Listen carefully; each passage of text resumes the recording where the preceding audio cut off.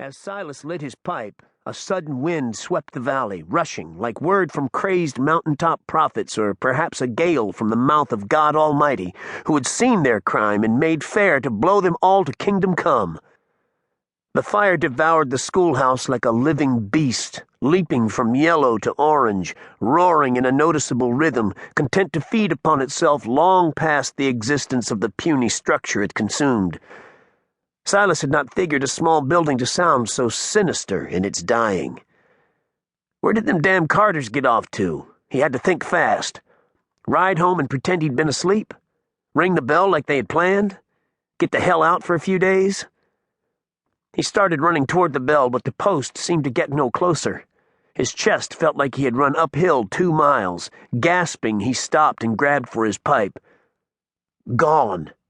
Fallen out somewhere. Damn it all, perfect evidence he had burned a schoolhouse. Cursing and wheeling toward the fire, he began to run. He again made no progress, but a bony hand grabbed his shoulder.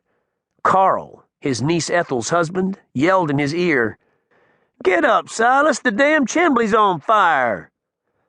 Silas shook himself awake. Behind his bedroom mantel, something malevolent rushed and retreated, each cycle in deeper breaths, and Silas looked out the window to see if the yard might have caught fire. He and Carl raced downstairs, Carl in flannel nightshirt and Silas in long johns, like 2 half-naked refugees from an asylum. Harrogate passed them, carrying 2 blankets dripping with creek water. Bud Harrogate had boarded with Silas for some time.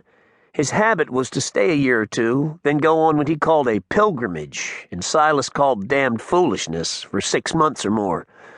Then he would return, happy as a vagabond hound.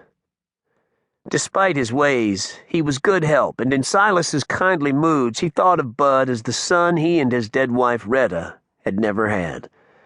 Harrogate's plaid coat sleeves were soaked, and he wore wet leather gloves to shield arms and hands from the fire while he stuffed the blankets into the chimney throat to make a damper.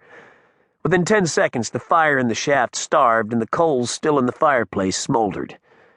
Harrogate joined Carl and Silas in the yard to watch the chimney fire's death in a succession of yellow, orange, and ruby sparks that finally turned into ashes, descending over the roof peak and floating down onto the cedar shakes. "Guess the house ain't gonna burn," said Silas. His father, Jonathan, had built a cabin beside the creek in 1861, which Silas had framed 19 years later, and then he'd added a 2-story central chimney wing. The building's footprint was a T whose top faced east. The men stood underneath a tall cedar, pointing to the roof and shaking their heads in the graying dawn. "A man needs a chimney fire every now and then, but only when he sets it hisself," said Silas. "Let's make some coffee." Carl nodded and went inside to poke up the kitchen fire. Harrogate and Silas walked the perimeter of the house to make sure no stray embers lurked among skittering dry leaves. They watched Carl, his light brown hair nearly gone on top, fuss with the kitchen stove. Harrogate shucked his gloves and jacket. "Silas, that was close." "Yep, have to admit my legs are still shaking. That'll scare any man, especially one dreaming about fire to begin with." He pronounced fire to rhyme with car. "What fire was that?" He grinned and looked at the ground. "It was an awful long time ago." He scratched his head. "First tend to that front room fire, then maybe we can have breakfast. Then I reckon I can tell it."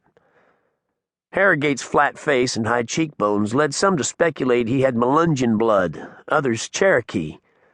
He was the only unmarried male in Cataloochee who wore a ring, and he absently turned it on his left pinky as he went inside to remove the blankets and throw them into the yard. He opened windows and poked the fireplace coals with hope of slow revival.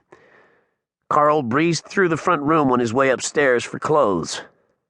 "I'll have breakfast on in a minute," he said. Silas followed him upstairs for his own overalls and shirt.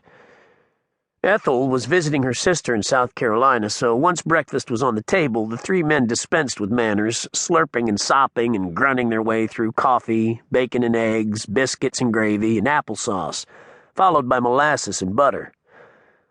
"Nothing like damn near dying to get a man's appetite going," Harrogate said. They left the wreckage in the kitchen and padded slowly to the front room as if not to wake the giant.